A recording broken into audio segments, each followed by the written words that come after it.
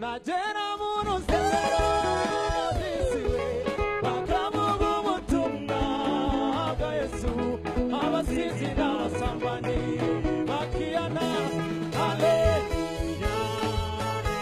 haleluya haleluya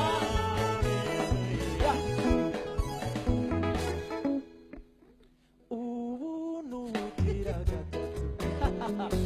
Satani ashaka kunyica ahura na Yesu akangirira